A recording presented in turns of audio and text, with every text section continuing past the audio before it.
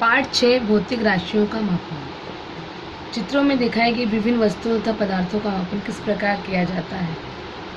विभिन्न वस्तु और पदार्थ। भौतिक राशि फिजिकल क्वांटिटीज हमारे दैनिक जीवन में विभिन्न भिन्न वस्तु तथा पदार्थों का मापन किया जाता है। उदाहरण के लिए सब्जियों, अनाज का द्रव्यमान, शरीर और द्रव्य पदार्थ का तापमान, द्रव्य, ठोस और गैस का आयतन, विभिन्न पदार्थों का घनत्व, वाहनों का वेग आदि। द्रव्यमान, भार, दूरी, वेग, तापमान, आयतन आदि राशियों को भौतिक राशि कहते हैं। भौतिक राशियों का परिमाण व्यक्त करने के लिए उसके मान, वैल्यू तथा इकाई यूनिट का उपयोग करते हैं। उदाहरण, सौराली प्रतिदिन 2 किलोमीटर चलती है। इस उदाहरण में भौतिक राशि दूरी को स्पष्ट करने के लिए 2 यह दूरी का मान है तथा किलोमीटर दूरी की इकाई है। द्रव्यमान, मास, पदार्थ में समाविष्ट द्रव्य को द्रव्यमान कहते हैं।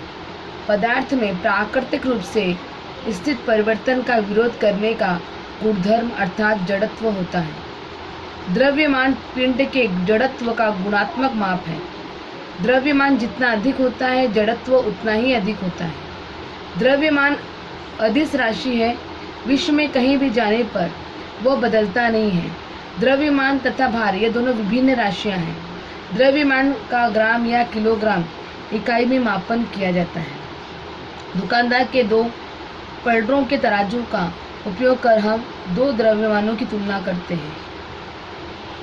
भार, वेट, जिन वस्तुओं को हम ग्राम, किलोग्राम में मापते हैं वह उसका भार नहीं बल्कि द्रव्यमान होता है। इस द्रव्यमान पर जितना गुरुत्व बल कार्य करता है उसे भार कहते हैं।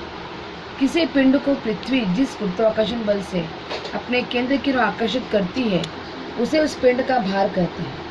अतः भार सदिश राशि है। पृथ्वी पर अलग अलग जगहों पर इसका मान अलग अलग होता है। अदिश राशि केवल परिमाण की सहायता से पूर्ण रूप से व्यक्त की जा सकने वाली राशि को अदिश राशि कहते हैं। उदाहरण के लिए लंबाई, चौड़ाई, क्षेत्रफल, द्रव्यमान, तापमान, घनत्व, समय, कार्य आदि राशियां व्यक्त करने के लिए केवल परिमाण और इकाई का उपयोग करते हैं। उदाहरण, रास्ते की लंबाई 2 किलोमीटर, 101 फ़ारेनहाइट तापमान आदि, डिग्री फ़ारेनहाइट तापमान आदि। सदिश राशि वेक्टर क्वांटिटी परिमाण व दिशा की सहायता से पूर्ण रूप से व्यक्त की जाने वाली राशि को सदिश राशि कहते हैं।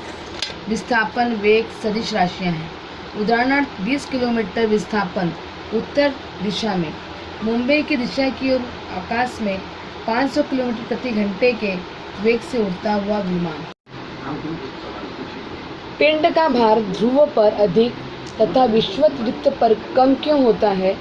पिंड का भार समुद्र तल की अपेक्षा ऊंचाई वाले स्थानों पर कम क्यों होगा? इस प्रश्नों पर हम विचार भी करेंगे और विचार करने के बाद इस पर चर्चा भी की जाएगी। पहले हम यहाँ पर प्रमाणित मापन के बारे में देखेंगे। प्रचलित मापन पद्धति क्या है? क्या द्रव्यमान, भार, दूरी, वेग, तापमान आदि भौतिक राशियों का मापन करते समय एक ही इकाई का उपयोग किया जा सकता है? दैनिक व्यवहार में विभिन्न भौतिक राशियों का मापन किया जाता है। भौतिक राशियां एक दूसरे से भिन्न होने के कारण हर राशि का मापन करते समय विशिष्ट इकाई का उपयोग किया जाता है। राशियों का मापन करते समय राशि के अनुसार विभिन्न इकाइयों का उपयोग करते हैं। प्रमाणित मापन। सुतली की एक लच्छी लो। कक्षा का एक विद्यार्थी 4 हाथ लंबी सुतली मापकर उसे काटे। अब अन्य विद्यार्थी इसी प्रकार 4-4 हाथ लंबी सुतली काटे। अब सुतलियों के सभी टुकड़ों को इकट्ठा कर उनका एक सिरा एकत्र पकड़ो।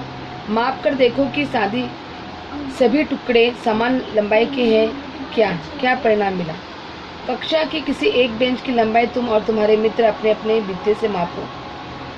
क्या प्रत्येक द्वारा नापी गई लंबाई एक समान है? ऐसा क्यों हुआ होगा? मापन के लिए प्रमाणित मापों की आवश्यकता होती है। इन मापों को प्रमाणित इकाई कहते हैं। विज्ञान में अध्ययन करते समय भिन्न भिन्न राशियों का अचूक मापन करना पड़ता है। किसी भी राशि का मापन उस राशि के लिए सुनिश्चित की गई इकाई के द्वारा हम करते हैं। उदाहरणार्थ लंबाई के मापन के लिए मीटर इकाई को सुनिश्चित किया जाता गया है। इसके लिए एक विशेष दूरी 1.0 मीटर को प्रमाण के रूप में माना गया है। ऐसे प्रमाणित इकाइयों की आवश्यकता क्यों है? समझो लंबाई के मापन के लिए इस इकाई का उपयोग करके 2 हाथ 3 हाथ कपड़ा नापा जा सकता है, परंतु ऐसा करने पर प्रत्येक द्वारा मापे गए कपड़े की लंबाई अलग अलग आएगी। अतः लंबाई के मापन के लिए हाथ प्रमाणित इकाई नहीं हो सकती। पृथ्वी के गुरुत्व बल के कारण हमारा भार होता है। चंद्रमा का गुरुत्व बल कम होने कारण वहाँ पृथ्वी की तुलना में हमारा भार कम हो जाता है, लेकिन द्रव्यमान दोनों स्थानों पर समान होता है। प्रचलित मापन पद्धति MKS पद्धति। इस पद्धति में लंबाई को मीटर में, द्रव्यमान को किलोग्राम में तथा समय को सेकंड में मापा जाता है। CGS पद्धति। इस पद्धति में लंबाई को सेंटीमीटर में, द्रव्यमान को ग्राम में तथा समय को सेकंड में मापा जाता है। MKS इस मापन पद्धति में लंबाई, द्रव्यमान और समय को मूलभूत राशि माना जाता है।